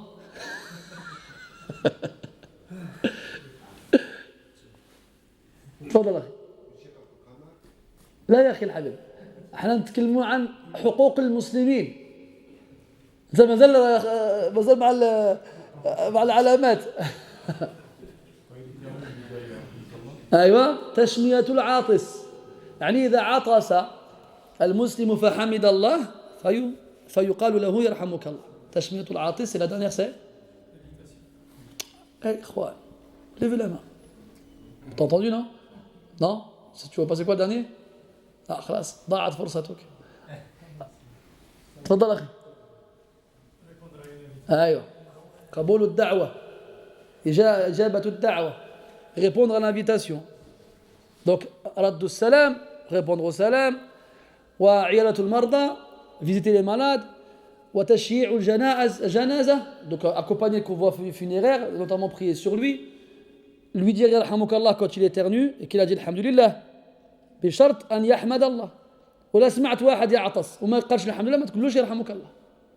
وما تقولوش ما نسيتي والو، ما تقولوا حتى حاجة، خليه. ومن بعد قول له يا أخي يعلم يرحمك الله أن العاطس إذا عطس فينبغي له أن يحمد الله على ذلك. والأخير هذا c'est quoi? قبول الدعوة, إجابة الدعوة. Quand quelqu'un t'invite, tu réponds à son invitation. هذه الأحكام تختلف، منها ما هي فرض عين، منها ما هي فرض كفاية، ومنها ما هي مستحبة، ولعلنا نتحدث عن هذا في موضعه إن شاء الله. Donc, مرض سعد. Et combien de musulmans aujourd'hui malheureusement sont malades et ils sont tout seuls, les pauvres, dans les hôpitaux, sans que personne ne se soucie d'eux, sans que personne n'aille les visiter. وهذا نقص. Et ça c'est un manque que l'on a. Et si on apprend qu'un musulman il est malade, et surtout qu'il est seul, il y a un khair azim, il y a un très grand bien dans le fait d'aller le visiter. وهذا إن شاء الله سنمر عليه من بعد. Et ça on aura l'occasion d'en reparler plus tard إن شاء الله. إذن قال إني مرضت فأتاني رسول الله صلى الله عليه وسلم فقلت يا رسول الله إني أريد أن أقسم مالي. هو سعد رضي الله عنه كان مريض وخاف على نفسه أن يكون هذا المرض سبب موته، فكان يتفكر في أمواله، ما يحبش جميع أمواله التي يتركها يتقسمها الورثة، بل أحب أن ينزع من ماله شيئا ويعطيه للفقراء. فقال إني أريد أن أقسم مالي أفأوصي بالنصف، النص. هو أحب يعطيه، وفي رواية أخرى قال يعطيه كله. فقال عليه الصلاة والسلام أن تدع أبناءك أغنياء خير من أن يتكففوا الناس، خير من أن تتركهم على الناس يتكففونهم، أو كما قال عليه الصلاة والسلام، يعني تخليهم بغير حاجة مع المال اللي غادي تخلي لهم، أحسن من أن تتركهم فقراء ويطلبوا الناس. فقال النص، فقال النص لا كثير بزاف برشا. فقال الثلث، إذن أوصي بالثلث. فسكت النبي صلى الله عليه وسلم قال الثلث والثلث كثير، الثلث ومع هذا راه بزاف كثير. فكان الثلث بعده جائزا، فكان الثلث بعده جائزا. والله تعالى يقول عن الوصية في القرآن، أو في القرآن ما يتعلق بالوصية كثير، يعني آيات كثيرة جاءت في ذكرها وفي بيان أحكامها. الوصية, la troisième chose, donc il était malade et Saad pensait que c'était sa fin. Alors quand le prophète est venu le visiter, alayhi salatu wassalam, il lui a dit qu'il voulait diviser ses biens. Il ne voulait pas que s'il mourait, que tout ce qu'il laissait revenait seulement à ses enfants, à ses héritiers. شوفوا سبحان الله محبتهم للخير واغتنامهم لجميع الفرص للتقرب إلى الله عز وجل. Regardez comment ils aimaient faire le bien et comment ils saisissaient n'importe quelle occasion pour se rapprocher d'Allah subhanahu wa ta'ala. يمرض ماشي كيما احنا تلقاه في المستشفى وعنده الأحبال كلها متصلة به وهو ما زال يشوف راسه راه يخرج ويمشي البلاد ويبني ويعلي ويدير ويزور ويفعل. لا بكري يمرض واحدهم يرى نفسه قد هلك قد جاء وقته فلا بد أن يستعد للقاء الله سبحانه وتعالى ولا أن يلقى ربه عز وجل بعد أن تصدق بأمواله خير له من أن يفارق هذه الدنيا بغير عمل صالح. Regardez subhanallah العقلية اللي كانت عندهم, la mentalité qu'ils avaient ces gens-là. La moindre occasion, ils la saisissaient. C'est pas comme nous, tu as des gens, ils sont à l'hôpital, ils ont le masque à oxygène, ils ont des câbles partout qui sont branchés à eux. Et il te dit quoi? Vous inquiétez pas, Inch'Allah, je vais sortir, je vais aller au bled, du coup je vais rajouter un étage à la maison, et je vais acheter une voiture, et je vais. Ils se projettent encore dans l'avenir. Alors qu'avant, ils tombaient malades directement, ils pensaient que c'était la fin. Parce qu'ils savent que al-mawtu aqrabu ila ahadina min shirakina alayh. Parce que la mort, elle est plus proche à l'un d'entre nous que les lacets de ses chaussures. Ils ne se projetaient pas dans l'avenir en se disant plus tard je vais faire, je vais faire. Là, comme ils nous disent, احنا حتات كبر عاد تصلي. حتات كبر عاد تمشي للجامع. Comme ils nous disent, quand tu seras grand, tu pourras aller à la mosquée, tu pourras laisser ta barbe. Mais après, pour l'instant, c'est pas la peine. Fais-toi, ou bien sinon tu fais un petit bouc, barak alik. Petit bouc, barak alik. Dans 10 ans, tu fais une petite barbe. Et dans 20 ans, si tu veux te khalliha sha'kouka, khalliha sha'kouka. C'est pas ce qu'on entend? C'est ce qu'on entend. Peut-être que moi, les gens que j'ai entendus sont bizarres, mais vous les connaissez pas peut-être. Ala kulli hal, on entend des choses comme ça. Donc, Saad, lui, il préférait mourir en ayant donné son argent fi sabilillah, parce qu'il sait qu'en mourant, il va rencontrer Allah. Et il prépare cette rencontre. Et il veut rencontrer Allah Ta'ala avec le plus de hasanat possible. Contrairement à nous, malheureusement. On entend même aujourd'hui des gens, avant de mourir, il dit quoi? هاد بنتي ما تعطيهمش حقها تاع الارث. علاش؟ زوجها هو اللي غادي يتمتع بها. ولا لا؟ Aujourd'hui, on entend même des gens, avant de mourir, ils disent quoi? Tu donnes pas à notre fille sa part d'héritage. Pourquoi? Elle est mariée. C'est pas elle qui va en profiter, c'est son mari. واليوم, on entend des musulmans, ils interdisent à leur fille leur part d'héritage. والله شيء عجيب والله. شيء عجيب. ولا زال تعجبنا يزداد يوما بعد يوم مع ما نسمعه ونراه. Et notre étonnement ne cesse d'augmenter avec ce qu'on peut entendre ou voir jour après jour. Donc Saadi dit, j'ai envie de donner, de léguer tous mes biens. Alors le prophète lui a dit sallallahu alayhi wa sallam, non. Et tes héritiers alors? Il a dit, hum aghniyahum bi khayr. T'inquiète pas, pour eux, ils ne sont pas dans le besoin. Il a dit non. Il a dit que tu laisses tes enfants à l'abri du besoin est meilleur que tu fasses qu'ils soient dépendants des gens et qu'ils leur demandent. Alors Saad a dit, dans ces cas-là, je vais laisser la moitié de mes biens. Le prophète a dit non, c'est trop. Alors Saad il a dit le tiers. Et là le prophète il s'est tué un instant et il lui a dit, bon d'accord pour le tiers et encore c'est beaucoup. Et encore al-thuluth kathir, c'est beaucoup. Et à partir de là donc, de nombreux versets en rapport avec al-wasiyya, donc le legs post-mortem, ce qui va être donné de nos biens après la mort, ont été révélés et ces versets donc nous expliquent comment ça doit se passer. والرابعة قال إني شربت الخمر مع قوم من الأنصار طبعا قبل تحريم الخمر وكما تعلمون جاء تحريم الخمر بالتدرج في أربع آيات. الأولى في سورة النحل قال تعالى ومن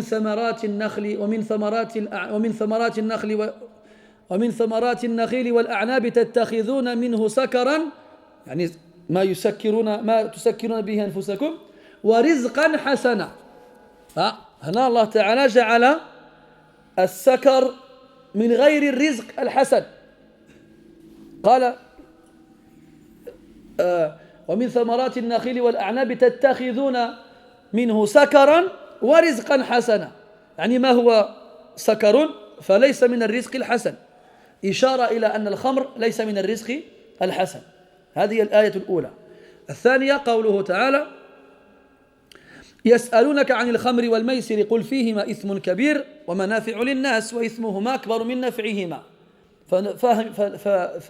ففهمنا من هذه الآية أن الخمر فيه إثم وإثمه كبير ليس بصغير الثالثة قوله تعالى يا أيها الذين آمنوا لا تقربوا الصلاة وأنتم سكارى حتى تعلموا ما تقولون هذا تحريم مؤقت يعني جاء النهي عن شرب الخمر قبل الصلاة وبعد ذلك لم يحرم عليهم مطلقا والرابعة في سورة المائدة قوله تعالى يا أيها الذين آمنوا إنما الخمر والميسر والأنصاب والأزلام رجس من عمل الشيطان فاجتنبوه لعلكم تفلحون إنما يريد الشيطان أن يوقع بينكم العداوة والبغضاء في الخمر والميسر ويصدكم عن ذكر الله وعن الصلاة فهل أنتم منتهون هذا هو التحريم المطلق خلافا لما يتوهمه بعض الجهلة الرويبضة وهم يقولون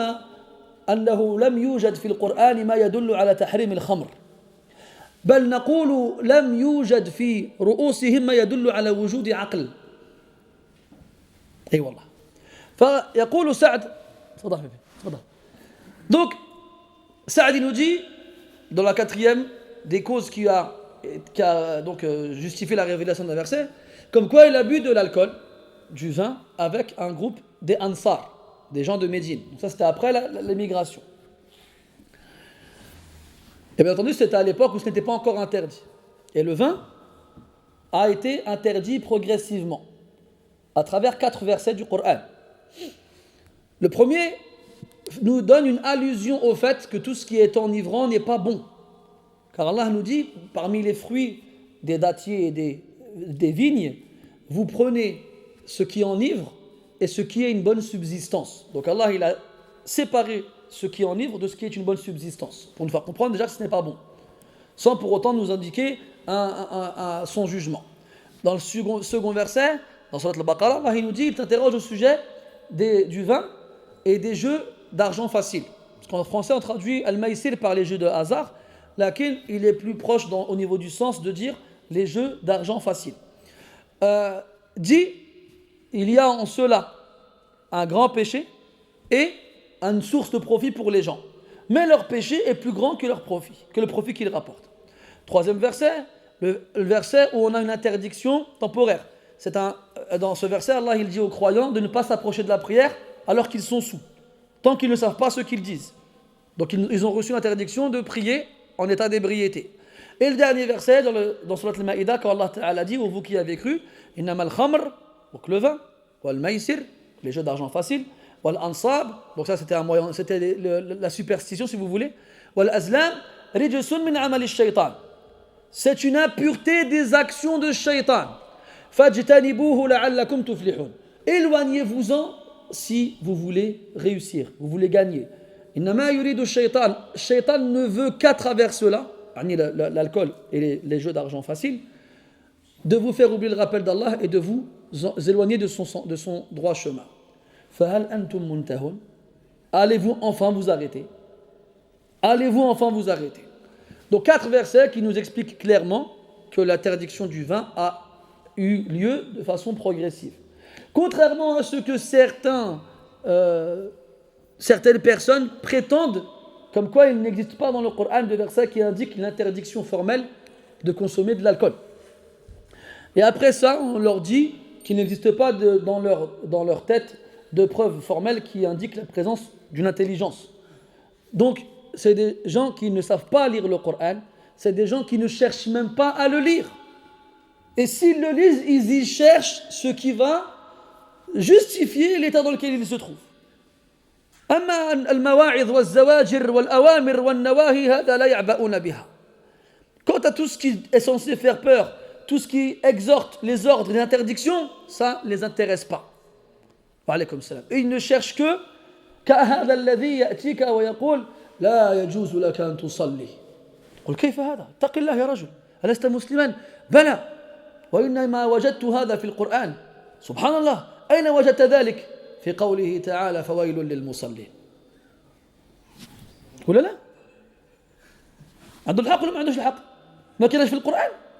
كان في القرآن ولكن فهمه ما كانش في راسه. لا أحد فهم هذه الآية على هذا الوجه، لا أحد إلا هذا المجنون. C'est comme s'il vient te voir et il te dit hey, faut pas faire la prière, c'est pas bien. Quoi? T'es malade ou quoi? T'es pas musulman toi? Il dit bien sûr que si je suis musulman. Ben alors pourquoi tu me demandes pas de pas faire la prière? Mais je l'ai lu dans le Coran.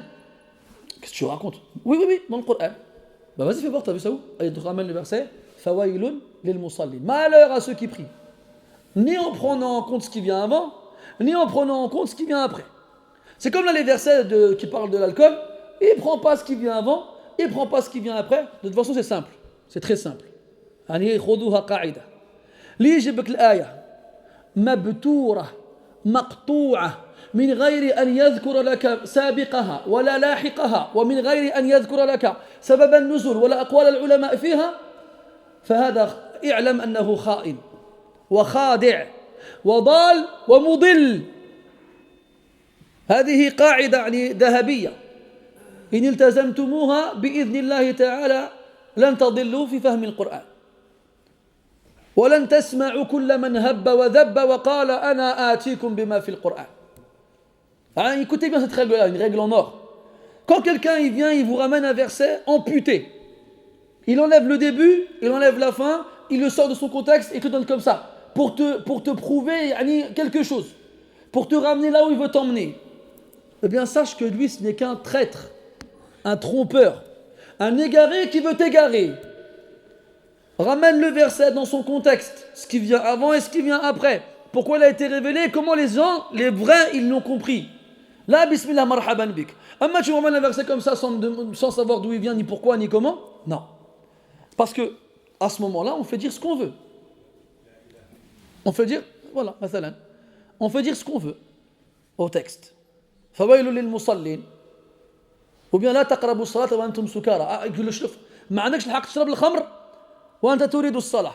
ولكن إذا صليت مثلا كما يقولون هذه القاعدة التي وجدوها في كتاب إبليس القواعد الشيطانية قالوا إذا صليت العشاء فافعل ما تشاء. تعرفون هذه؟ Ils ont même des qawaïd. Ils ont des règles. Ils te disent quoi? Quand tu as prié l'Isha, eh ben fais ce que tu veux. Pourquoi? Parce que on n'a pas le droit de boire avant de prier. Et comme l'Isha c'est la dernière prière de la journée, après c'est la nuit, eh bien fais-toi plaisir. Ajib. Là, ça ne marche pas comme ça. Fais attention. Le Coran, c'est la parole d'Allah. On ne joue pas avec la parole d'Allah. Ne parle, ne traite, ne se sert des versets du Coran que celui qui les a compris. Et comment est-ce qu'il peut les comprendre sans avoir su comment les compagnons ils l'ont compris? Comment il peut les comprendre sans savoir comment le prophète il les a expliqués? C'est impossible. Mustahil. Donc toute personne qui vient te voir et te dit écoute-moi, t'inquiète pas, je vais te ramener des preuves, جيب لك دليل. لا. حتى هذه القضية تاع نجيب لك الدليل هذه الناس ما فهموهاش. الدليل له مفهومه ويوجد الدليل ووجه الدلالة أو وجه الاستدلال والمدلول يعني أمور كثيرة. هذه لغة لا يعرفها لا يفهمها إلا العلماء.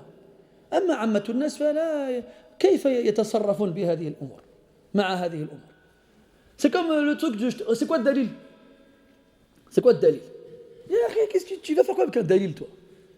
C'est comme tu vas voir le médecin, donc il t'ausculte, bon il dit bon, il sort son papier là, bon vous allez à la pharmacie, vous allez prendre du sirop, vous allez prendre des cachets, vous allez prendre ça pendant 6 semaines. Allez. Mais a dit mais monsieur je voudrais comprendre moi. Pourquoi je ne veux pas prendre des médicaments c'est tout et puis non je veux m'expliquer. Ah tu veux que je t'explique? Donc il y a une déficience au niveau de la carotide concernant le potassium, je dis n'importe quoi, ne croyez pas que je dis des choses réelles. Il te sort des mots techniques, tu comprends pas, t'es pas un tabib, ma ta'araf, je dis ça. Il te parle de carotide et de pression, il te parle de tachycardie, il te parle de pression artérielle, il te sort des mots techniques. Et Allah, t'as compris quelque chose? J'ai rien compris. Prends l'ordonnance, serre chez les doigts, ce que ça y est. Ça marche comme ça. C'est tout. C'est comme tu vas chez le mécanicien avec ta voiture en panne, et dis, voilà, c'est le cardan, comme salam. C'est le cardan, les soufflets de direction, je sais pas quoi encore. Tu comprends rien, qu'est-ce que tu me racontes? Parce que c'est pas ton domaine. Eh bien, l'ilm, c'est pareil. Ad-dalil. Il y a ad-dalil, la preuve. Il y a le madloul, ce qui est voulu par la preuve. Il y a wajhud dilala, comment on s'en sert. Il y a ta'lil. C'est quoi la différence entre dalil et ta'lil? Chez les Hanabila, mathalan, atba' l'imam Ahmed, rahimahullah. C'est pas les seuls, mais c'est un exemple. At-ta'lil, des causes. Des fois, la preuve, c'est une cause. C'est une raison, c'est pas un texte. Comment tu fais? Al-istihsan wal-istihbab 'inda al-fuqaha lahu 'iddatu ma'ani. Comment tu fais? Toi, tu lis des livres de fiqh, tu comprends rien. C'est normal. Alors toi, tu viens, tu poses une question à un imam ou bien un cheikh, il dit yajouz. Tu dis, laquelle cheikh law samahta ad-dalil. Qu'est-ce que tu vas faire avec le dalil, toi? Ma la taf'al anta bid-dalil. Tu vas faire quoi avec le dalil, toi? Tu vas rien faire avec, tu n'en as pas besoin, toi. Al-ammi ma yahtaj ila ad-dalil. On n'a pas besoin, toi. Tu vas voir quelqu'un en qui tu fais confiance, quelqu'un qui a du ilm, ouais, tu prends ce qu'il dit. Si tu es un talib ilm, tu es un alim, hina idhin, tajtahid. Tu es un ammi, tuqallid. C'est la seule vérité, c'est la seule réalité qui a toujours existé chez les ulama depuis toujours. Jamais un ammi il est venu, il a demandé à un alim, c'est quoi le dalil? Ça n'existait pas ça avant. Ça n'existait pas. حتى جابوا لنا هذا الدين الجديد. C'est pas jadid parce que c'est vrai, mais le problème c'est qu'ils ont رفع des awam à la manzila des khawas. هذا هو الغلط. طلب الدليل مطلوب. Et tu demandes le dalil quand t'es un talib ilm. Mais quand t'es pas un talib ilm, t'es pas un khas, t'es un ammi, alors tu fais comme les awam. يجوز ما يجوز بارك عليك. اما تجي تقول لي c'est quoi le dalil? Toi tu comprends même pas c'est quoi le dalil. Ça sert à quoi je te donne le dalil? Ça sert à quoi? Tu vas faire quoi avec? Tu vas rien faire avec. والله des fois تستغرب بعض العلماء كيف يستدلون بالقرآن. تسأله سؤالا ويعطيك جواب تقول له ما الدليل يقول لك الحمد لله رب العالمين. تفهمش انت؟ كيفاش تسمح لي كيفاش شنو علاقة الحمد لله رب العالمين بالسؤال الذي طرحته عليك؟ يقول ما تفهمش؟ إذا ما تحتاج إلى الدليل. اقتصر بالجواب. بارك عليك. والله des fois on a posé des questions à des chouyours et ils nous ont donné des réponses. On était perplexes, wa alaykoum salam. Et quand on demandait des dalils, ils nous donnaient des versets auxquels on ne comprenait absolument pas le rapport entre le verset et la réponse. Alors on disait, excuse-moi cheikh, j'ai pas compris le rapport entre le verset et la réponse. Il dit, t'as pas compris? T'as pas besoin de dalil. Quand tu te contentes toi de la réponse, baraka alik, ça te suffit. Bref. Donc, شرب الخمر مع قوم من الأنصار فضرب رجل منهم أنفه بلحيي جمل واللحيين أو اللحيان هما العظمان اللذان عليهما الأسنان فضرب أحد الرجال وعليكم السلام السكارى وجد هذا العظم فأخذه وضرب به أنف سعد رضي الله عنه فأتى النبي صلى الله عليه وسلم بعد ذلك يشتكيه فنزل تحريم الخمر فأنزل الله تعالى تحريم الخمر في سورة المائدة. Donc Saad il était avec un groupe de personnes, des Ansar, et ils buvaient du vin. Et l'un d'entre eux, sous l'effet de l'alcool, a trouvé une mâchoire de chameau jetée par terre. Alors il l'a attrapée, et sûrement suite à une dispute entre personnes saoules, comme ça, ivres plutôt, eh bien cet homme-là a saisi la mâchoire du chameau et a frappé avec le nez de Saad. Alors Saad a été se plaindre au prophète alayhi salatu wassalam de ce qui lui était arrivé, et c'est ainsi que le verset de Surat al-Ma'idah a été révélé. يا أيها الذين آمنوا إنما الخمر والميسر والأنصاب والأزلام رجس من عمل الشيطان فاجتنبوه لعلكم تفلحون.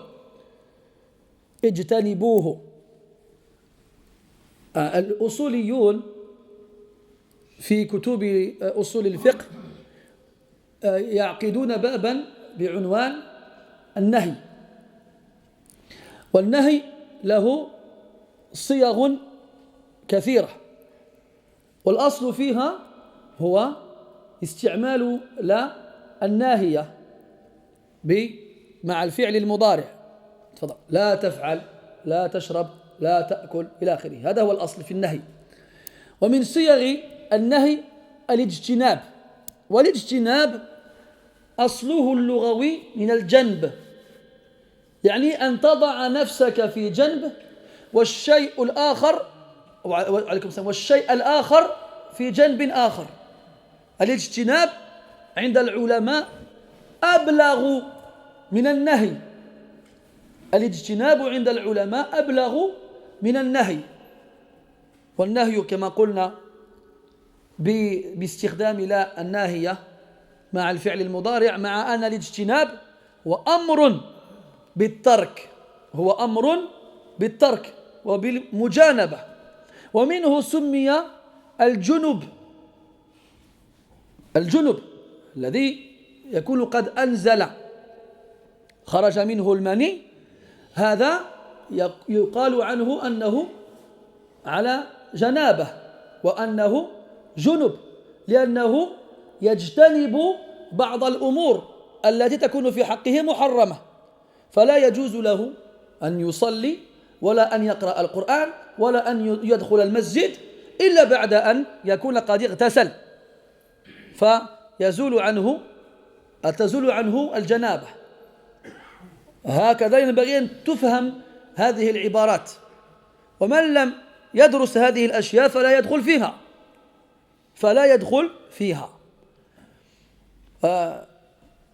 Donc c'est ainsi que le verset qui interdit la consommation d'alcool a été révélé. Et dans le verset, Allah dit fajtanibuhu.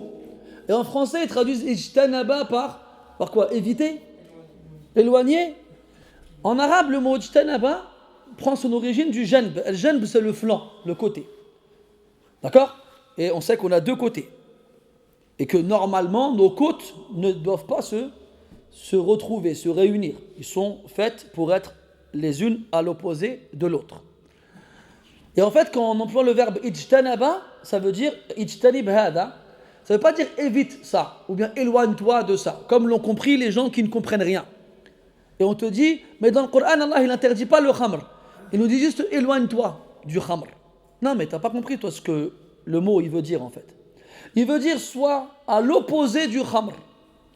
Tout comme les côtes dans ton corps ne peuvent pas se retrouver, eh bien toi, tu dois être à l'opposé du khamr et ne jamais, comme ça, le retrouver. Jamais. Et on trouve dans ce mot-là, son origine, dans des mots qu'on emploie tous les jours comme al-janaba. C'est l'état d'impureté rituelle majeure. Quand quelqu'un il a éjaculé. Quand quelqu'un il éjacule, ou qu'il a eu un rapport, même s'il n'a pas éjaculé, il est dans un état d'impureté rituelle majeure. Et à ce moment-là, il ne peut plus faire la prière, ou lire le Coran, ou rentrer à la mosquée, tant qu'il n'a pas fait le grand lavage, al-ghusl. Et cet état-là, on l'appelle al-janaba. Et lui, on l'appelle junub. Junub, wa alaykoum salam, janaba, ijtinab, janb, ils ont tous la même origine, les mêmes lettres, le djim, le noun et le ba, pour indiquer le fait d'être à l'opposé de la chose. Tout comme toi, tu seras à l'opposé de la prière, du Coran, de la mosquée quand tu es en janaba, eh bien, tu dois être à l'opposé du khamr. Donc quand quelqu'un vient te voir et te dit il n'y a aucun texte dans le Coran qui interdit l'alcool, on lui dit non. Est-ce que toi tu sais déjà comment on exprime l'interdiction dans les textes? Ça c'est des choses qui sont traitées par les savants de la jurisprudence. Dans les livres de fiqh, de usul, dans les fondements de la jurisprudence, on a un chapitre qui s'appelle l'interdit. Et l'interdit, à la base, il est exprimé par l'emploi de la négation visant l'interdiction. Ne fais pas ça, ne tue pas, ne vole pas, ne mens pas, et ainsi de suite. Donc en français, on appellera ça l'impératif négatif. En arabe, on a une particule qui indique la négation, mais avec une certaine façon de le reconnaître par rapport au verbe, on sait qu'on vise l'interdiction. Parce que là, an-nahiya tajzimu al-fi'l al-mudari' wa la an-nafiya la athara laha fi al-af'al. Parce que les deux types de négation chez les grammairiens, même si c'est le même mot qui est employé, là, ont des effets différents sur les verbes. Quand la négation vise l'interdiction, le verbe, il se voit ce qu'on appelle décliné. Il perd son signe à la fin du verbe. Alors que quand c'est une négation dénuée d'interdiction, eh ben, le verbe n'est pas changé par sa présence. Ça, c'est la base de l'interdiction. Mais ce n'est pas le seul moyen d'exprimer l'interdiction dans les textes. Parmi les moyens d'exprimer l'interdiction, eh bien, il y a l'emploi du verbe ijtanaba.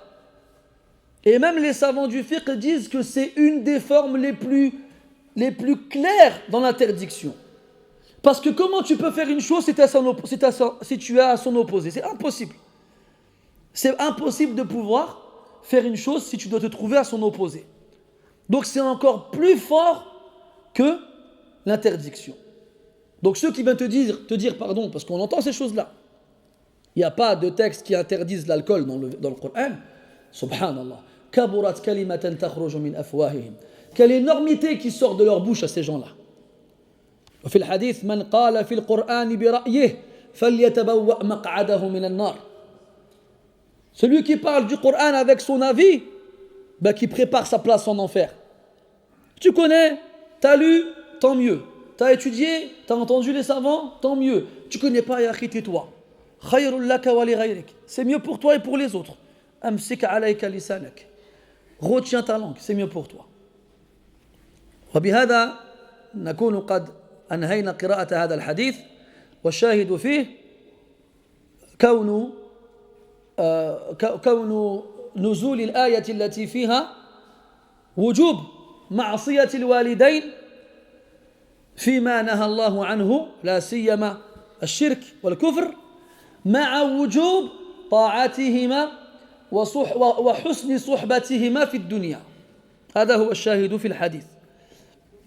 Donc on a fini de lire le hadith et là on arrive, donc ce qu'on va en retenir par rapport au chapitre en question, c'est que dans les 4 versets qui ont été révélés par la cause de Sa'd radiyallahu anhu, le verset dans lequel Allah nous interdit d'obéir à nos parents quand ils nous ordonnent une chose qui nous est interdite, et l'obligation de leur obéir et de les accompagner de la meilleure façon et de rester le plus convenable avec eux ici-bas. Wallahu a'lam. هل هناك سؤال؟ إذا ما كانش سؤال تفضل.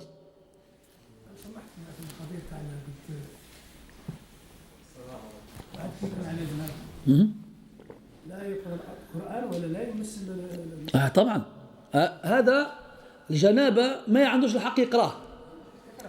أما إذا ما كانش عنده الحق يقراه ما عندوش الحق يمسه. أما المحدث هو ما يكونش على جنابة لكن ما راش على وضوء، هذا لا يجوز له أن يمس القرآن. عليكم السلام. ويجوز له أن يقرأه من قلبه ولكن ما عندوش الحق يمسه. هذا نقل عن 12 صحابيا ولم يوجد في الصحابة من خالفهم، منهم عمر ومنهم عائشة ومنهم عبد الله بن عباس ومنهم غيرهم. واتفقت الأئمة الأربعة على تحريم مس القرآن لغير المتطهر، فلا يجوز مس القرآن لمن لم يكن على طهارة فضلا عن من كان على جنابة. لا يجوز أبدا. الفرق بينهما أن اللي ما عندوش الوضوء ما راش على جنابة عنده الحق يقرأ من حفظه، أما الجنوب ما عندوش الحق حتى أن يقرأه. والله أعلم. لحظة تفضل. ما عليكش جنابة. ايوه. ولكن الكسوة ديالك مقيوسة بالماء. نعم. طيب المأني فهمت. هل تجوز الصلاة؟ نعم. الماني ليس نجسا عند جمهور الفقهاء، ما راش ناجس. ويدل على هذا أن عائشة رضي الله عنها كانت تأخذ بقميص النبي صلى الله عليه وسلم وعليه أثر المني الذي يبس، كانت تحكه بإصبعها. العلماء يقول لو كان ناجسا ما يكفيش غير نحكوا الأثر الباقي، لازم نغسلوه، لكن ما غسلاتوش. وهذا يدل على أن المني ليس ناجسا. ولا شاف واحد الإنسان أثر المني على ملابسه طبعا يحيدوه. لكن لو تبين له وجود المني على الملابس بعد الصلاة مثلا ليس عليه شيء، لأن المني ليس نجسا وإنما هو طاهر، والله أعلم. تفضل أخي. Oui, parce que moi aussi je m'en souviens plus en fait. C'est pour ça que j'ai dit on reviendra plus tard, mais je ne me rappelle pas, j'essaierai de voir plus tard Inch'Allah. المذي محل خلاف بين الفقهاء، الجمهور على أنه نجس. المذي هو الماء الذي يخرج من الرجل مع قوة الشهوة، وهو من متقدمات المني وإن لم يخرج، فالمذي هذا عند جمهور الفقهاء نجس، فيجب إزالة أثره وقبل الصلاة. وقال ورواية عن الإمام أحمد رحمه الله تعالى أنه ليس ناجسا، والعلم عند الله. تفضل. Juste le cinquième point, c'est pas le fait qu'Allah il a jeté de l'effroi dans le cœur des mécréants. أحسنت، c'est exactement ça. نصرت بالرعب مسيرة شهر استحققت جائزة، خذ. لازم نزعفوه حيت ما تغلطوا، ونفرحوا حيت تنجحوا. تفضل أخي. وعليكم السلام ورحمة الله. أيوة. On a la flemme par exemple de s'élaver. Et la nuit, des fois, on est appelé à lire des sourates de protection. Est-ce qu'on peut les lire On ne peut pas lire de Coran quand on est en janaba. Si on a la flemme, on assume. On a le droit de dormir en janaba. Le Nabi sallallahu alayhi wa sallam, il l'a déjà fait. Il n'y a rien qui l'interdit. Mais on s'expose à plusieurs risques. Déjà, de ne pas pouvoir faire les adhkar, ou bien au minimum lire le Coran en rapport avec ce qu'on doit lire avant de dormir.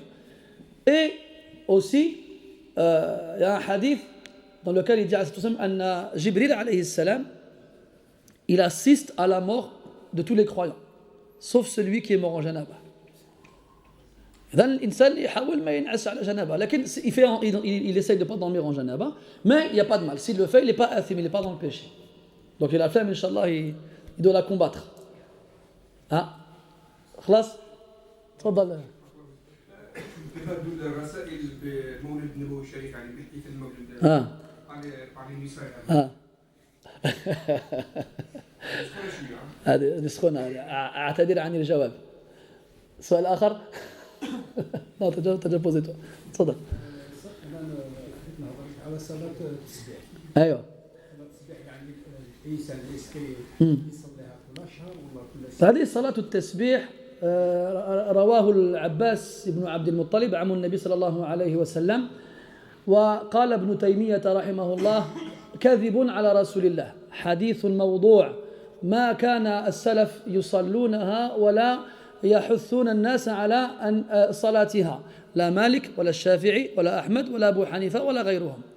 فهذا الحديث لا يقوم على ساق ولا يصح، بل هو موضوع كذب مفترى على رسول الله.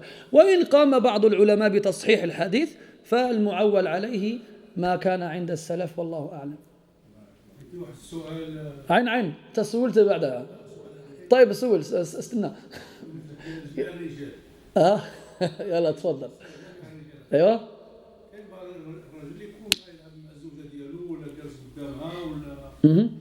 دعك من التفاصيل. هذا هو المذي اللي تكلمنا عليه قبيله، هذا هو المذي. لا، الوذي حاجة أخرى.